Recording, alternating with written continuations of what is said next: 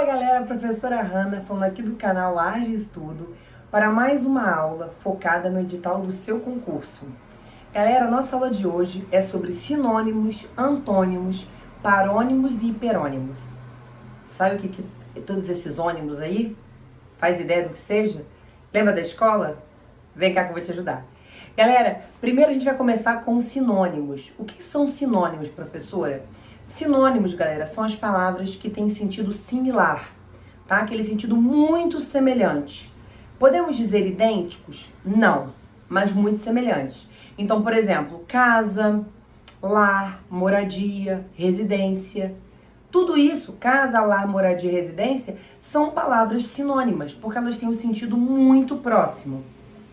Atenção, porque muitas vezes a gente acha que sinônimo significa que é idêntico, que é perfeito. Não existem sinônimos perfeitos, galera. Isso pode ser comprovado porque algumas palavras cabem melhor em um contexto e outras cabem melhor em outro.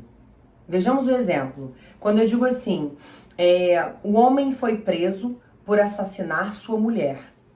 Observe, eu usei a palavra assassinar, certo? Eu poderia dizer, o homem foi preso por matar sua mulher. Daria no mesmo nesse contexto? Daria. Matar e assassinar nesse contexto podem ser substituídos um pelo outro. Concorda? Agora, se eu trocasse a mulher por barata e dissesse o homem matou a barata, tá tudo bem. Mas se eu dissesse que o homem assassinou a barata, já não é usual. Não é muito comum você dizer que alguém assassinou uma barata. Observem, por mais que matar e assassinar sejam sinônimos, eles não podem ser aplicados no mesmo contexto, sempre. Em alguns momentos eles vão ser substituíveis, em outros não. Tirando o contexto de uma piada, ninguém assassina barata, né? A gente usa isso mais para quando se refere a uma pessoa. Então observe, cada palavra tem algumas particularidades de sentido. E aí isso faz com que não existam sinônimos perfeitos. Combinado? Bom, o segundo grupo dessa aula é o grupo de antônimos. Antônimos são grupos de palavras que têm sentido oposto, ó, contrário. Esse é fácil a gente visualizar. A gente vê lá bom e mal, feliz, triste. A gente vê alto, baixo. Todas essas palavras que têm sentido contrário, elas são consideradas antônimos. Só que o que é importante você saber sobre esse assunto? É importante você saber que o antônimo pode ser construído por palavras que têm radical totalmente diferente, tipo bom e mal, mas também pode ser construído por prefixos de negação, de anulação. Por exemplo, feliz e infeliz. Eu posso dizer que infeliz é o antônimo de feliz.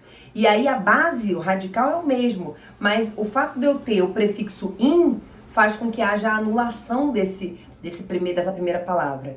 Então, a gente constitui o antônimo usando também prefixos. Outro exemplo, professor, leal e desleal.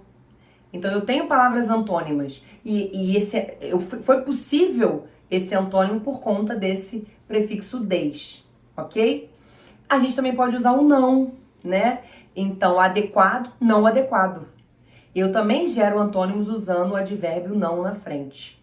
Deu para entender? Então, não só palavras que têm radicais diferentes, mas também palavras com prefixos de negação ou o advérbio não na frente. Ok? Esse é o segundo grupo. Terceiro grupo é o grupo dos parônimos. A chave para você lembrar de parônimos, galera, é você pensar na palavra parecida, tá? Palavra parecida, parônimo, parecida. Por quê? Os parônimos, eles são palavras que parecem na forma, mas o seu sentido é completamente diferente. Cuidado, porque na minha opinião, assim, no uso comum, na linguagem, né, corrente, o que as pessoas mais fazem confusão é com o grupo dos parônimos. Tá? As pessoas trocam um pelo outro pela semelhança entre eles. Quer ver um exemplo? Quando as pessoas falam que alguma situação é eminente. Eminente, muitas vezes a pessoa quer dizer que eminente, essa situação vai acontecer. Só que isso não é iminente, isso é iminente. Então, uma situação que está prestes a acontecer, a gente diz iminente, ok? E eminente com E, letra E, significa ilustre. Então eu chamo alguém e falo, o nosso convidado eminente. É o nosso convidado ilustre. Então atenção, porque isso gera muita confusão, ok? Outro exemplo muito comum é o emigrar e imigrar.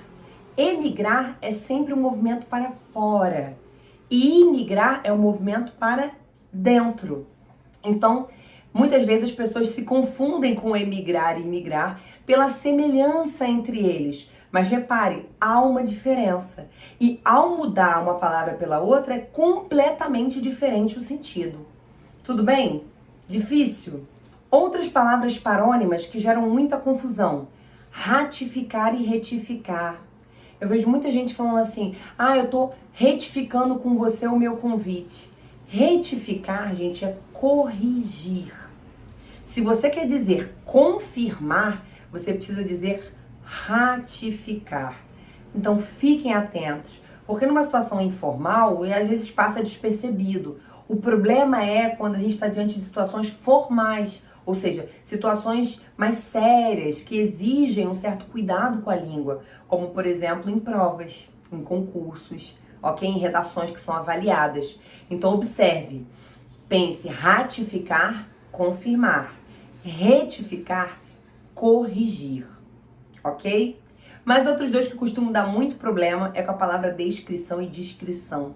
As pessoas usam descrição e descrição como se fossem a mesma coisa e não é. Descrição é quando eu vou descrever algo. Então, por exemplo, eu posso descrever como é minha casa. Então, a descrição da minha casa, ela tem 2 andares, 2 quartos. Eu estou descrevendo a minha casa. Isso é uma descrição. Agora, se eu falo discrição, aí é o ato de ser discreto. Então eu vejo muita gente falando assim, você pode ver pela descrição dele que ele não gosta de falar sobre isso.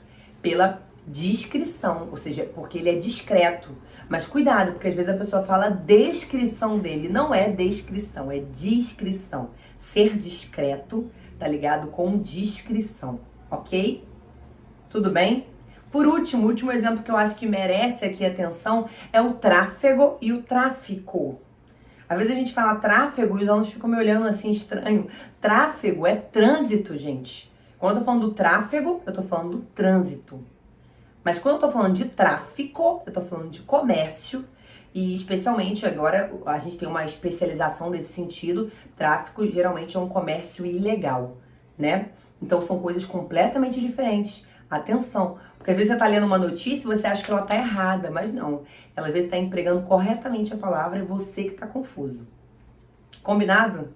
Bom, por último, a gente tem os hiperônimos, que eu já falei deles em aulas aqui no Short, acho que não, nem em aulas completas também eu falei sobre ele, quando eu falei sobre coesão textual, porque é um recurso importante para coesão textual.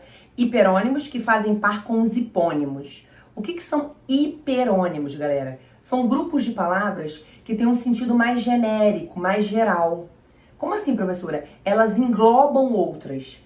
Exemplo, a palavra animal é um hiperônimo de, por exemplo, cachorro e gato. Cachorro e gato estão dentro do guarda-chuva de animais. Então, animal é um hiperônimo. Hiper vem sempre de excesso, maior. Então, o grupo dos hiperônimos é o grupo que abraça palavras que são mais específicas. Deu para entender? Então, por exemplo, fruta. Fruta é um hiperônimo de manga, maracujá, banana, morango.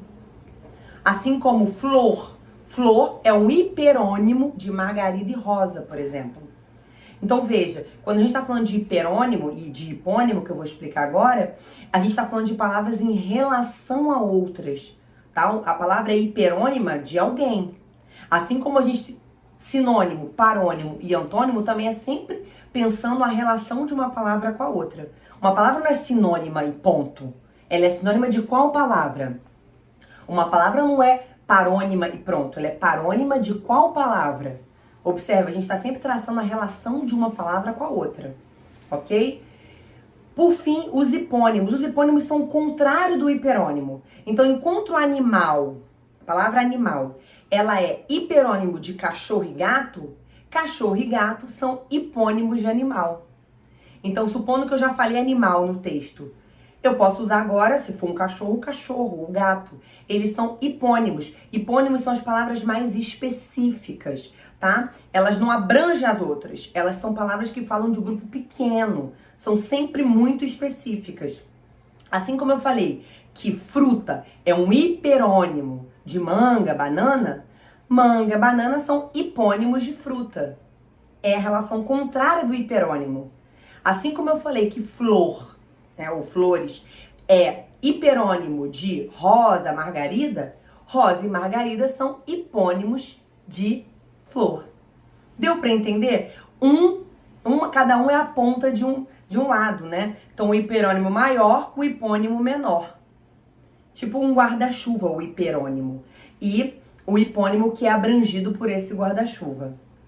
Deu para entender? Bom, espero que sim. Se você teve alguma dúvida, coloca aqui no comentário que a gente responde. Se você gostou do vídeo, não esquece de curtir e mandar para as pessoas que também precisam assistir essa aula. Combinado? Um beijo para vocês e até a próxima.